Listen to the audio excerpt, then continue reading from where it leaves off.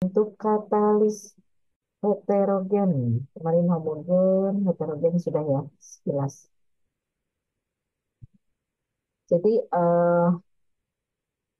katalis heterogen kemarin yang saya sudah sampaikan bagaimana antara reaktan dan katalis berada dalam fase yang berbeda ya. Kalau yang homogen itu ada cair dengan cair misalnya. Tapi kalau heterogen itu adalah berbeda. Misalnya kalau katalisnya padat gitu ya, maka reaktannya biasanya cair atau gas. Jadi banyak sekali dalam dunia industri, terutama yang menggunakan proses eh, katalisis dengan katalis heterogen.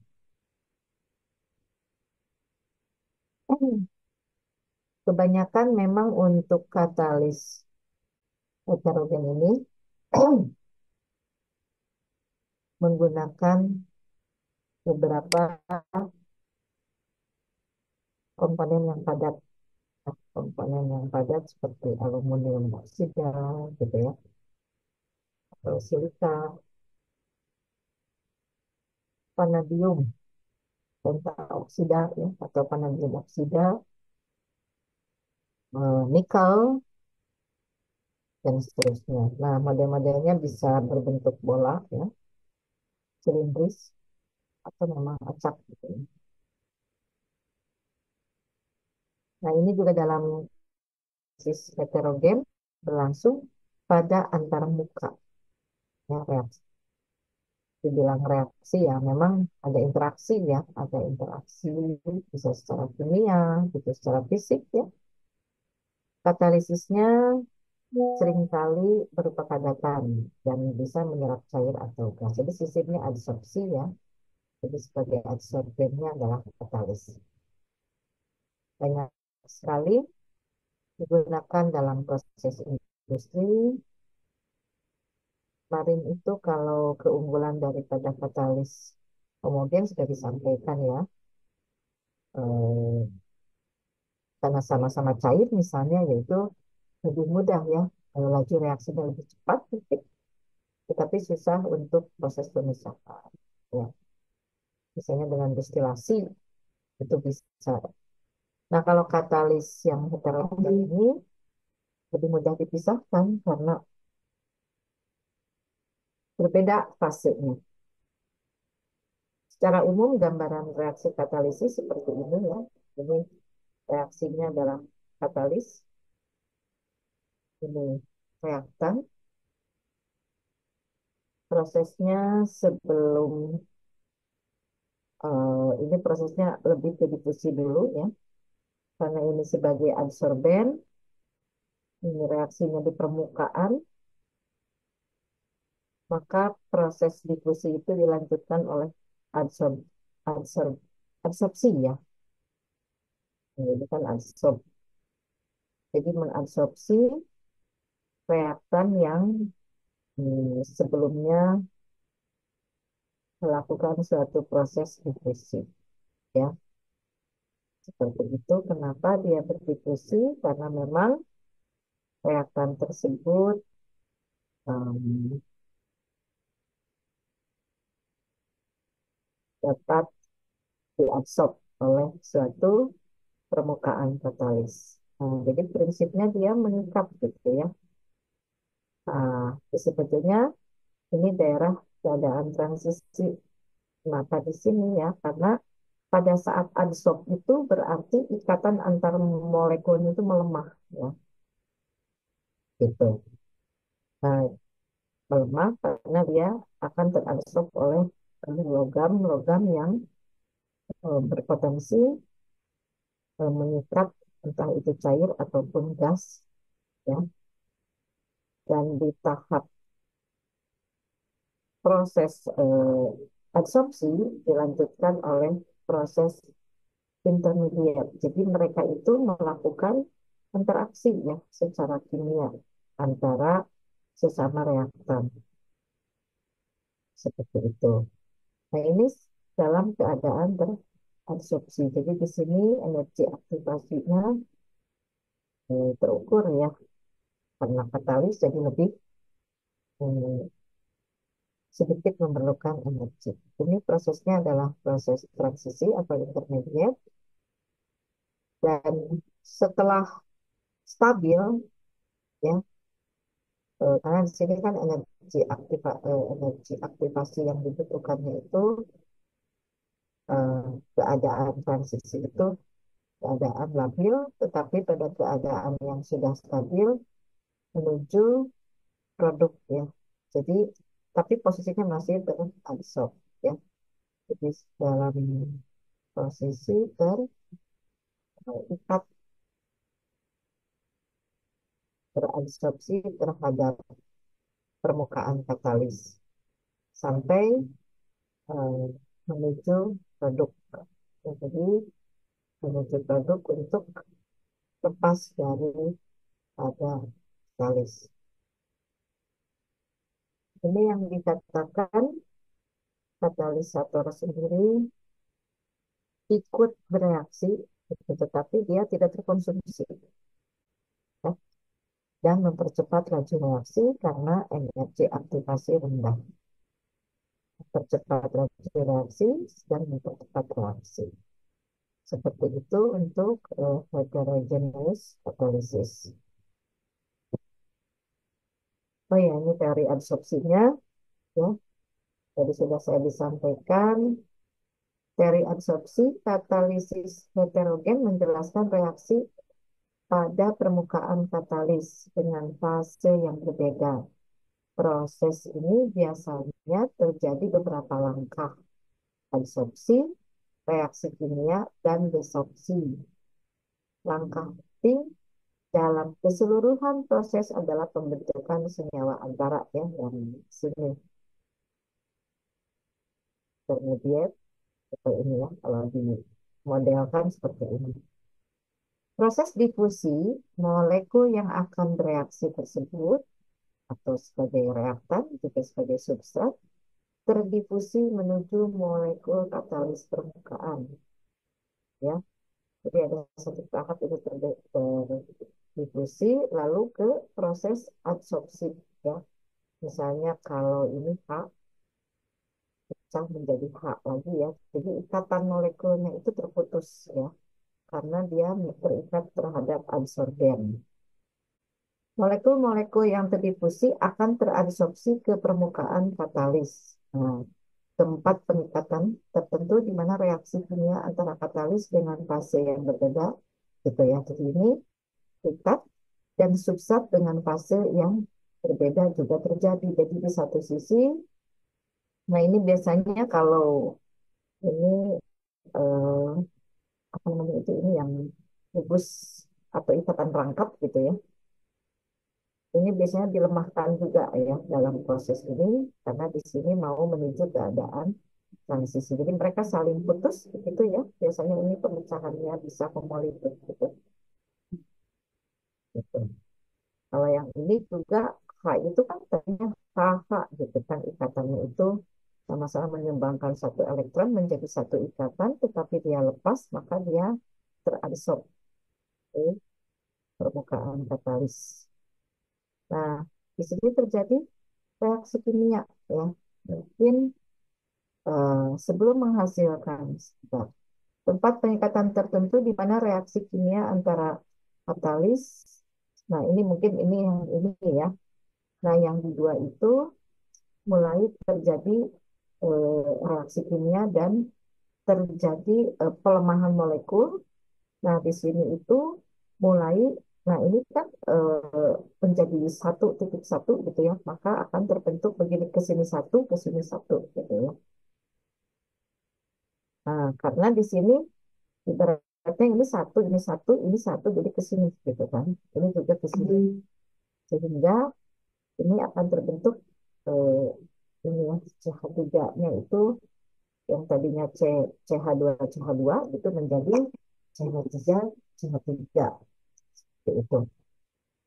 Nah, apakah ini terdahulu lalu sebelah sini ya, ini adalah proses Kalau dalam laju reaksi itu ini adalah proses yang menentukan laju reaksi. Jadi reaksi yang lambatnya itu yang mana itu yang akan menentukan laju itu. Karena kalau setelah di keadaan transisi, maka ini akan meninggalkan ini. Karena mereka kenapa? Kalau ini kan masih lemah. Jadi kalau masih lemah ya masih posisinya masih mendekati katalis. Selalu ingin mencapai stabil kan begitu ya. Kalau misalnya ibaratnya kalau reaksi apa sih ikatan kimia itu harus mencapai teori duplet dan oktet mungkin ya. Jadi harus mencapai kestabilan seperti itu. Oh, ini 1, 2, 3, 4, 5, 6, 7, 8 itu oktet ya. Ini juga sama 1, 2, 3, 4, 5, 6. Nah ini baru sama menuju stabil ya. Nah kalau strukturnya sudah stabil, mereka sudah eh, mantap gitu. Makanya mendesorpsi ya, mendesorpsi meninggalkan permukaan katalis. Setelah pembentukan produk, molekul produk terdifusi, terdesorpsi mungkin ya, terdesorpsi menjauh dari katalis untuk memberikan permukaan yang bebas bagi reaktan yang masuk. Jadi sifatnya memang secara terus-menerus karena katalis itu tidak ini kan contoh aja satu. Nah, nanti kan ada CH2 yang rangkap lagi gitu. Jadi biar katalis itu terus. Makanya katalis itu kan ya, seperti platina yang relatif inet gitu ya. Tapi kalau yang katalis katalis yang mudah kotor dan sebagainya gitu ya, makanya harus di regenerasi dan lain-lain. Itu. Nah, contoh daripada katalis heterogen kemarin sudah ada mungkin ya sebelumnya sudah dijelaskan. Nah, ini untuk hidrogenasi asam lemak. Jadi penambahan hidrogen ya asam lemak menjadi ini ya LCH2OH ya. Jadi ada alkoholnya seperti itu. Nah, ini prosesnya, ini reaksi keseluruhannya. Nah, apa yang terjadi ini prosesnya adalah proses absorpsi daripada katakanlah sudah ini difusi gitu ya, yang ini berdifusi ke PP, yang RCOOH-nya juga berdifusi ya, seperti itu. Nah, sama-sama terabsorpsi setelah proses difusi, baik RCOOH-nya maupun si 2H. Nah, ini kan H2 menjadi 2H. Ini proses keadaan menuju keadaan intermediat ya. Nah, ini sama-sama terabsorpsi. Oke, jadi ini ke sini terabsorpsi. Nah, ini H plus sudah betul-betul mereka molekul aktif, sorry, unsur aktif ya. Jadi ini atom atau unsur yang aktif untuk berkolaborasi atau berikatan dengan RCHOH. Jadi menjadi RCH2OH seperti itu. Nah, ini kan intermediate juga. Kalau ini sudah CH2OH tapi masih terabsorpsi ya sampai terbentuk RCH2OH yang diharapkan. Jadi biasanya kalau katalis itu kan di sini ditulisnya ya. Sehingga eh, bentuk reaksi ini menunjukkan bahwa PP itu bukan reaktan tetapi dia sebagai fasilitator atau katalis. Nah, untuk hidrogenasi eh, asam lemak biasanya digunakan suhunya itu 150 sampai 300. Nah, jadi tujuan menggunakan suhu ini untuk hidrogenasi asam lemak itu adalah untuk memecah ikatan molekul dan memungkinkan reaksi berlangsung, tapi prosesnya sangat lambat dan tidak efisien. Ya. Nah, ada juga yang mencapai 80 sampai 200 gitu ya. Nah, ini juga bisa lambat, tapi dengan katalis seperti platinum, maka EA-nya itu berkisar di antara 40 sampai 100 kilojoule per mol. Seperti itu. Nah, artinya energi yang dibutuhkan relatif rendah, ya, karena kalau lihat diagram katalis itu kan eh, hubungan energi, ya, energi dengan reaksi, ya, gitu. Jadi hal ini menunjukkan efisiensi efisien, ya. Nah, kita lihat perubahan atau delta daripada energi antara hidrogenasi asam lemak antara energi tanpa katalis dengan menggunakan katalis, ya. Jadi ada delta 80 kilojoule per mol, ya. Jadi ini kaitannya dengan tadi, ya, suhu. Jadi yang terukur dalam hal ini energinya. Nah, jadi sebesar ini mungkin kalau untuk industri kan lebih efisien, ya. Nah, ini mengurangi energi aplikasi. Ya, seperti itu. Contoh lain yang sering kita kenal adalah proses Haber. Proses Haber, di mana proses Haber ini untuk pembentukan amonia, ya. Pembentukan amonia digunakan dalam pembuatan amonia dari nitrogen dan hidrogen. Reaksi bersifat reversibel. Reaksinya bolak-balik, ya. Artinya apa? Bahwa reaksi pembentukan NH3 itu terus aja gitu diulangi gitu ya sampai produk daripada amonia itu dalam bentuk gas ini diharapkan optimal. Nah, adapun proses dari pembentukan NH3 dari pada N2 dan 3H2 ini dihasilkan delta H-nya minus 92,4 kilojoule per mol. Nah, ini berarti reaksinya selain reversibel, maka dia memberikan panas, ya. Reaksinya eksotermik. Nah, ini nitrogen dari udara, ya, lalu hidrogen dari gas alam, ya. Nah, ini perbandingannya 1:3. Nitrogen 1, hidrogen 3. Gitu kan, ya. NH3. Selanjutnya eh, diperoleh suhunya 400 sampai 450 derajat Celcius, tekanannya 200 atmosfer. Ini untuk proses Haber.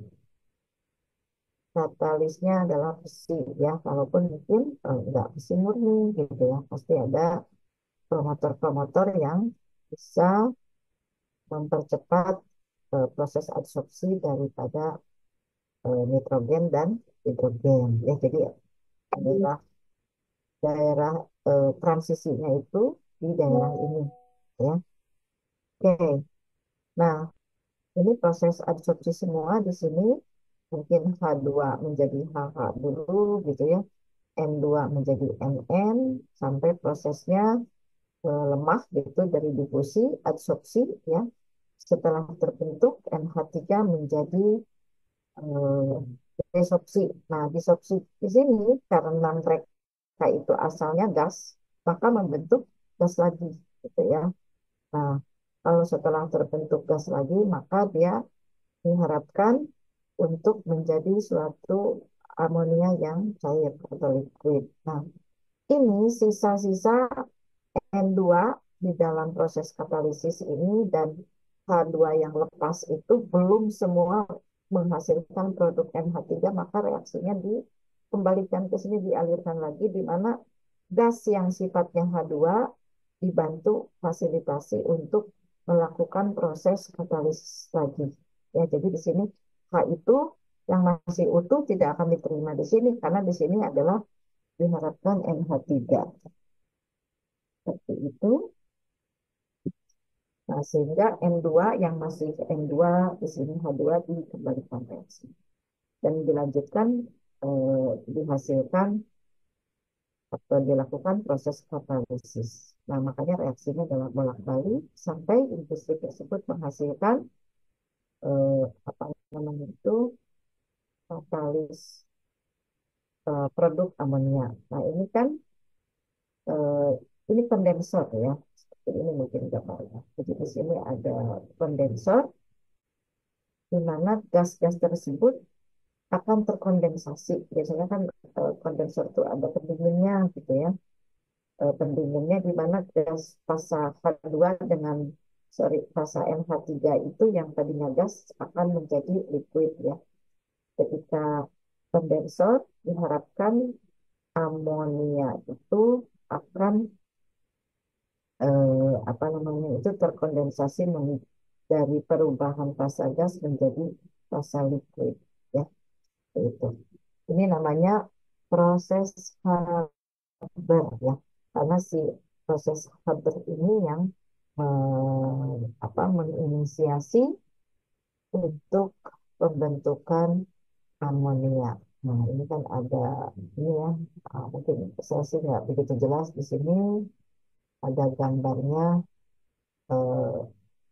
dari yang pertama sekali ya, pionirannya di pembuatan amonia ini. Saya ambil dari ya.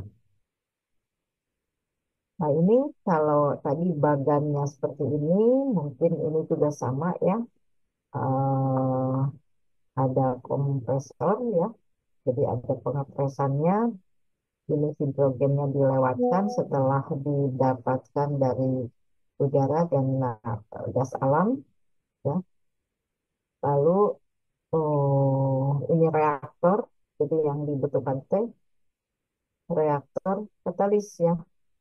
Reaktor katalis ini dikondisikan untuk fokus melakukan proses katalisis, di mana di sini prosesnya sama ya, difusi, adsorpsi, dan desorpsi. Nah, di sini sudah desorpsi. Nah, kalau sudah desorpsi di sini NH3 ini adalah ada cooler ya, ada pendingin atau kondenser itu. Jadi ada penambahan suatu coolernya itu untuk mendukung proses kondensasi dari NH3 gas menjadi NH3 liquid. Nah, ini ke sini.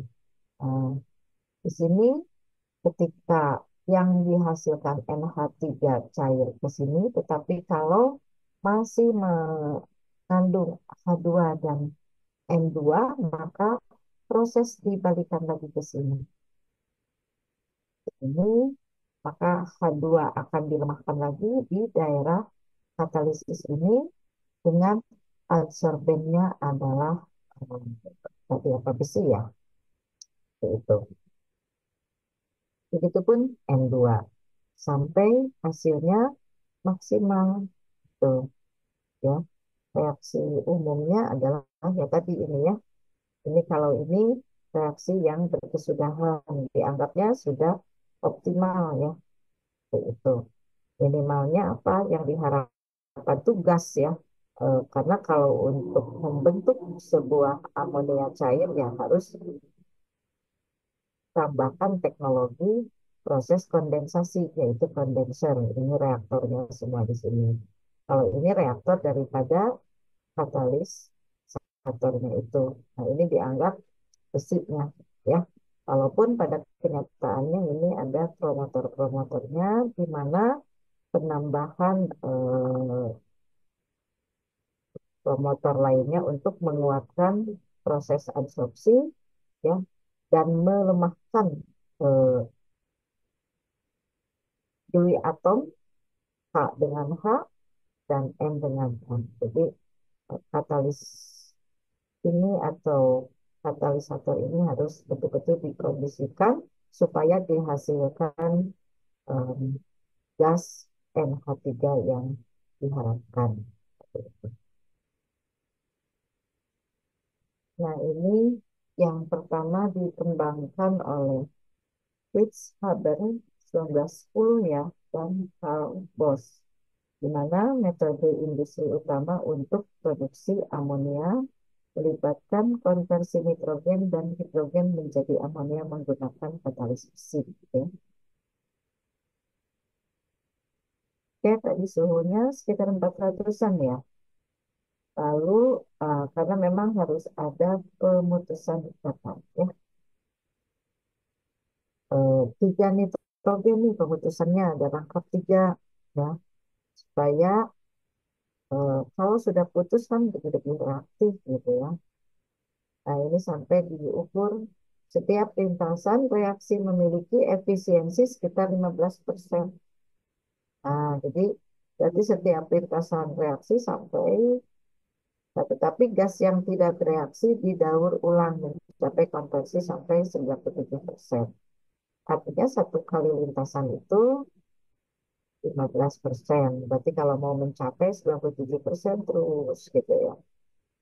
Nah, digunakan untuk apa? Nitrogen itu untuk pupuk, ya, pupuk yang digunakan dalam pertanian, tapi berbasis nitrogen. Jadi intinya sebetulnya di sini alat ini atau katalisator ini adalah untuk produksi amonia cair gitu ya. Nanti salah satu penggunaannya mungkin untuk pupuk, maaf, untuk pupuk pertanian yang berbasis nitrogen. Itu masih proses Haber juga reaksi secara keseluruhan dengan proses katalisis. Jadi yang pertama tadi reaksinya adalah N2, ini umum ya, reaksi langsung yang berkesudahan dengan prosesnya tadi exciton ya, sekitar 92 kilojoule per. Nah, minus itu menyatakan eh, reaksinya adalah eksotermik. Jadi menghasilkan panas. Jadi langkah daripada mekanisme katalisisnya adalah adsorpsi reaktan di permukaan katalis. N2 menjadi N2 ya. Ini maksudnya N2 yang pecah gitu ya. Ini adsorpsi pada besi atau pada katalis ya. Lalu begitupun H2 ya, baik N2 maupun H2 terjadi proses adsorpsi di mana ikatan mereka jadi menuju lemah. Nah, terjadi disosiasi atau pemutusan ikatan daripada N2 ya pada setelah berabsorpsi mereka melakukan pemutusan ikatan baik N ya menjadi 2N dan H2 menjadi 2H.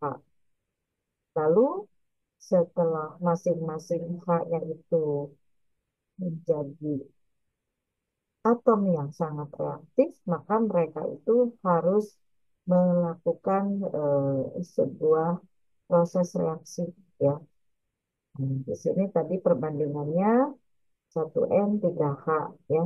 Nah, itu dikondisikan di dalam katalisnya itu, dalam permukaan katalis dikondisikan untuk pembentukan NH3 ya. Jadi 2N adsorpsi pada Fe dan 6H adsorpsi pada Fe dihasilkan 2NH3. Nah, jadi reaksinya harus ada 2N dan ada 6H ya. Ini kalau ini mungkin jadi 6. Setelah itu NH3 yang diperoleh dijadikan eh, akan dilakukan proses berikutnya yaitu adalah proses kondensasi. Jadi sekali lagi, ini mungkin reaksinya masih gas ya, tapi yang dibuat eh, di proses Haber ini adalah reaksi NH3 yang kemudian dikondensasi menjadi NH3 cair. Ya, seperti itu ya.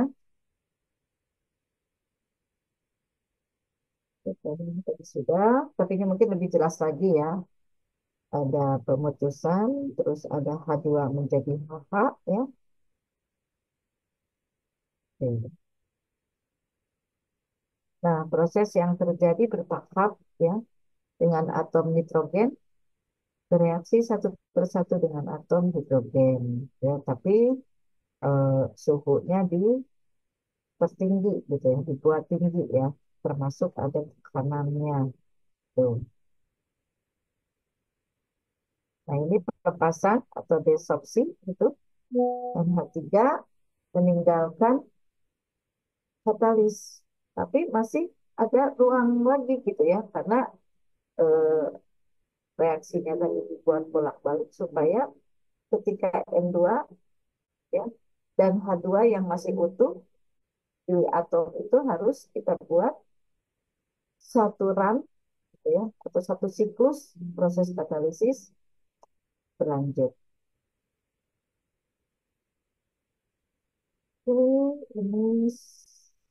Ini penjelasannya saja, silakan adik-adik dibaca ulang ya. Ini apa lagi ya? Nah, oke, ini mungkin reaksi keseluruhan bahwa dalam reaksi katalisis untuk proses Haber yang membentuk amonial gas yang dilanjutkan dalam satu proses kondensasi menjadi amonia cair. Nah, reaksinya yang pertama kesetimbangan ya. Nah, tadi disampaikan bahwa katalis tidak mempengaruhi posisi kesetimbangan reaksi ya, jadi kesetimbangannya tetap gitu. Lalu menambahkan katalis tidak meningkatkan presentasi amonia. Nah, seperti itu. Karena tugasnya dia hanya mempercepat dan energinya jadi lebih kecil gitu ya. Nah, mempercepat ini mungkin lebih pasnya bukan mempercepat reaksi, tapi laju reaksi ya. Karena kalau laju itu kaitannya dengan hubungan antara perubahan konsentrasi dan waktu. Ya, di sini artinya ada sebuah perubahan ya, perubahan terhadap waktu mungkin begitu ya. Nah, apakah dengan atau tanpa katalis reaksi berlangsung berlangsung ya berlangsung tetapi lambat gitu ya. Nah, oke, nah ini eh, dibantu oleh katalis gitu ya. Gas-gas keluar dari reaktor dalam keadaan panas dan pada tekanan yang sangat tinggi. Jadi pemurnian amonia. Amonia mudah dicairkan di bawah tekanan jika suhunya tidak terlalu tinggi. Suhu campuran diturunkan agar amonia berubah menjadi cair. Sementara nitrogen tetap dalam fase gas. Ya, jadi ada proses apa ya, kompresi karena pada proses suhu tinggi di awal itu dihasilkan di daerah sini mungkin dihasilkan gas gitu ya, eh, gas amonia gitu ya. Nah, sementara dengan proses kompresi tekanan kompres gitu ya, dengan diharapkan suhunya diturunkan. Nah, dan dibantu oleh reaktor kondensasi. Jadi diharapkan dihasilkan amonia yang saturan itu dianggap tadi 15% ya menurut teori, tapi mungkin kenyataannya bisa saja berbeda. Itu hanya pendekatan saja dan sisanya bisa didaur ulang. Oke, ini proses oksidasi amonia menjadi asam nitrat.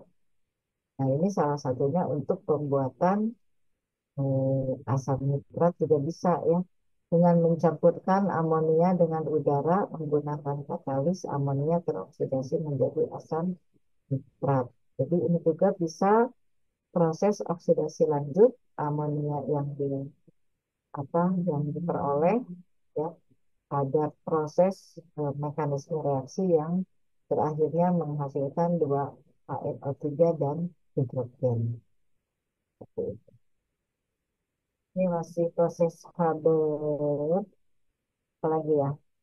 Oh, ini bercerita tentang katalisnya sendiri ya. Jadi sebetulnya yang tadi saya sampaikan bukan besi saja, ternyata ada promotornya ya. Jadi ada situs atau sisi aktifnya ya untuk mempercepat reaksi dan meningkatkan efisiensi. Sebagai katalis besi sih iya, tetapi efektivitasnya dalam proses Haber tersebut dibantu oleh promotor yang berkemampuan untuk memecahkan ikatan nitrogen dan juga hidrogen, termasuk memfasilitasi reaksi kimia di antara nitrogen dan hidrogen. Ada bentuk oksida yang ada K2O, Al2O, dan CaO. Ini masing-masing memperkuat struktur katalis dari aluminiumnya tadi meningkatkan sifat absorpsi dari K2O, sementara permukaan aktif dari CaO. Jadi masing-masing ada fungsinya ya. Baik, ini selanjutnya silakan ya disimak sendiri terkait dengan beberapa informasi berikutnya tentang proses Haber tadi. Nah, satu lagi tentang pembuatan asam sulfat. Ini juga menggunakan katalis, namanya proses kontak ya, di mana pembuatan asam sulfat dengan proses kontak atau metode kontak yang meliputi beberapa tahap. Salah satunya adalah pembentukan SO3 dari SO2 yang dengan menggunakan katalis, baik P2O5 atau platina gitu ya. Tapi ini juga rata-rata pakai P2O5 ya karena platina mahal gitu ya. Yang pertama ada 4 proses gitu ya. Ada tahap 1, tahap 2, tahap 3, tahap 4. Jadi pembakaran belerang menjadi SO2. Lalu oksidasi SO2 menjadi SO3 menggunakan katalis P2O5 atau vanadium pentoksida. Lalu penyerapannya dalam asam sulfat untuk membentuk asam oleum. Ya, jadi ini setelah proses katalis lalu itu proses 3 ya, pembentukan H2S2O7. Gitu. Lalu pengenceran asam oleum menjadi asam sulfat. Nah, kita lihat reaksi kimia yang terjadi dalam proses kontak ini. eh, yang pertama oksidasi dari sulfur, berarti harus ada sulfur dulu ya, sulfur ini tanur gitu ya. Nah, ada proses pemanasan. Selanjutnya terjadi proses oksidasi di sini ya. Nah, dihasilkan SO3. Nah, jadi SO2 menjadi SO3 menggunakan katalis di suhu yang tinggi. Nah, ini eh, pembentukan SO2 menjadi SO3 ini mengkonversi ya, dihasilkan SO3. Nah, ini di katalis, makanya di sini ya. Di sini ada pelemahan ikatan dulu ya. Itu ya di P2O5 suhunya cukup tinggi dan ini dikonvert ya menjadi SO3 gas. Nah, baru di sini ada semacam pengkabutan gitu, ada asap-asap gitu ya. Dan ini sangat pekat, Mas. Dan di posisi ini pembentukan oleum ya, namanya H2S2O7 sudah mulai prosesnya itu. Ini ada pembuangan gas ya. Ini sudah cair gitu ya, sudah cair. Tetapi yang kita butuhkan itu H2SO4 ya, sehingga untuk itu ditambahkan air ya, untuk tangkap final ini membentuk asam sulfat. Itu reaksinya saya ulang lagi ya. Ini suhunya tadi tinggi ya dengan keuntungan ini, lalu ini sifat dari P2O5 ya, lalu lebih tahan karena saya cek ya bahwa P2O5 itu dia memiliki sifat toksik juga ya, dan berbahaya juga untuk lingkungan seperti itu.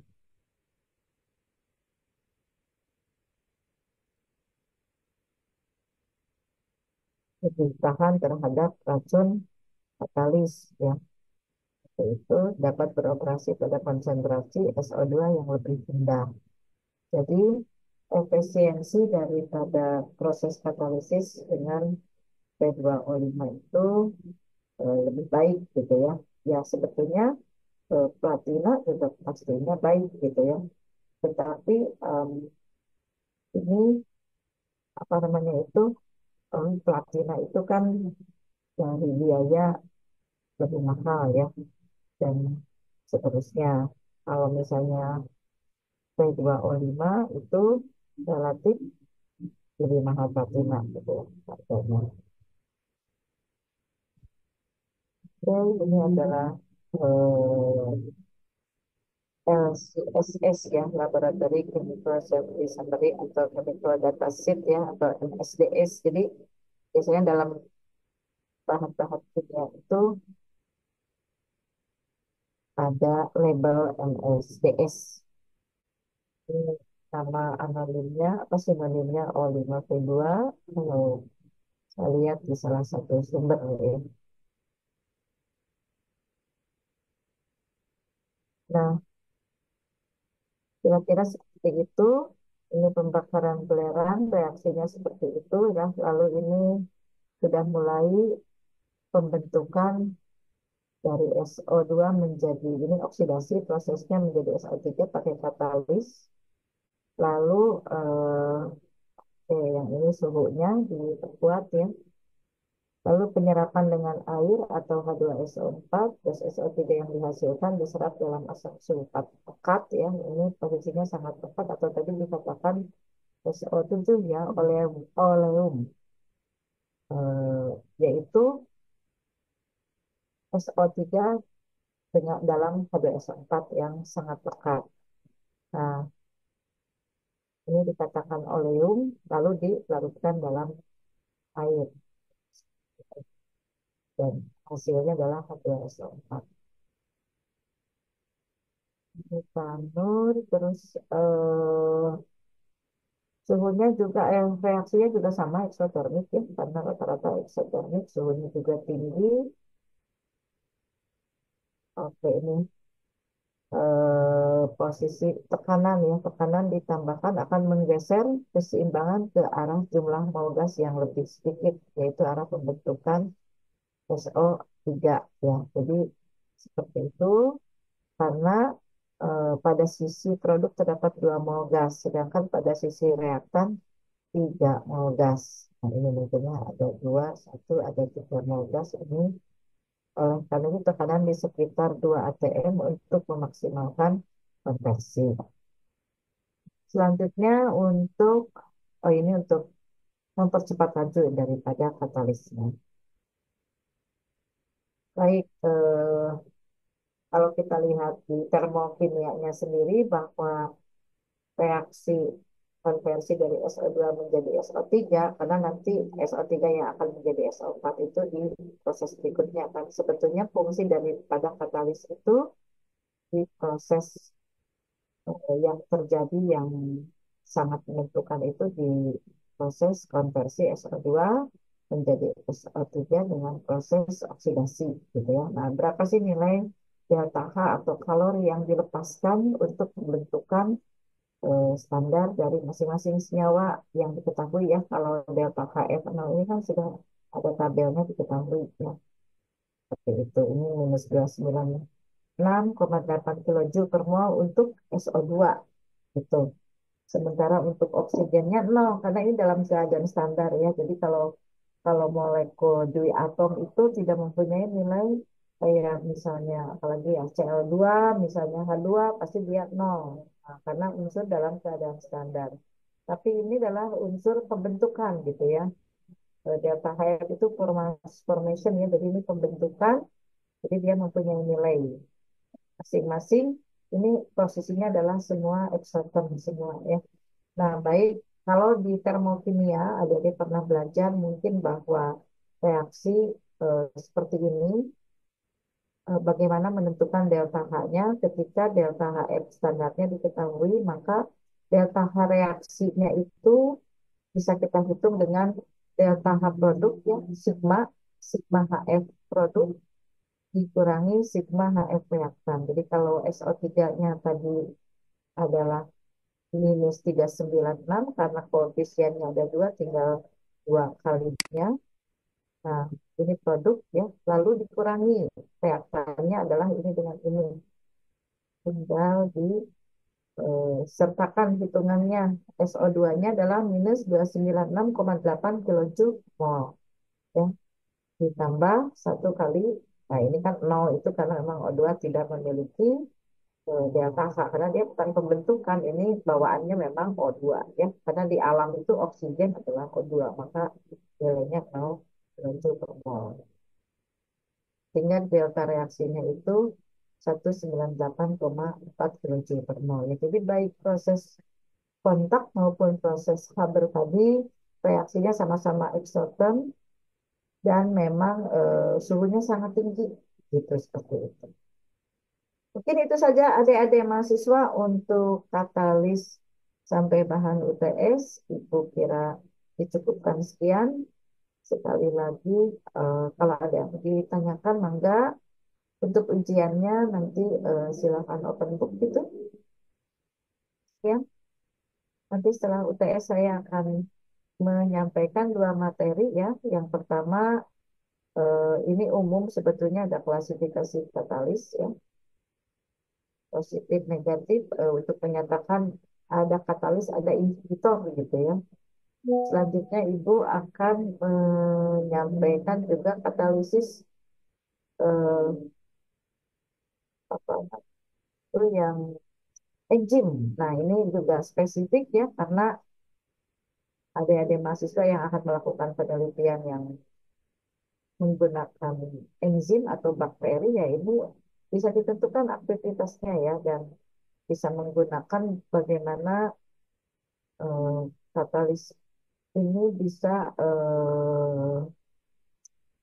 menentukan laju ya, berkaitan dengan laju dan substratnya harus diperbesarkah atau diperkecil dan sebagainya. Ya, jadi ini nanti di akhir perkuliahan itu akan menyampaikan mungkin di 3 pertemuan atau 4 pertemuan dan sisanya adik-adik silakan untuk menyampaikan paparan ya, karena ini ada berapa orang ya? Sekitar 61-an Ibu. Hah? Gimana deh? Oke, 61, 40 ya? Eh, 60 ya? 60-an Ibu. Oke. Nah, ini mungkin next aja disampaikannya setelah UTS ya. Karena kalau sekarang UTS mungkin mengisi dulu. Silakan untuk open book saja ya tentang katalis, katalis secara umum pengertian, lalu ada katalis homogen dan katalis heterogen. Nanti Ibu berikan soal ya, ya nanti seperti apa ya kita lihat saja nanti mungkin ya, tidak terlalu dibahas. Dan silakan kalau mau disampaikan ada hal yang ingin didiskusikan enggak? 60 tapi ini nggak hadir ya, tapi tidak di recording ya, Ibu lupa.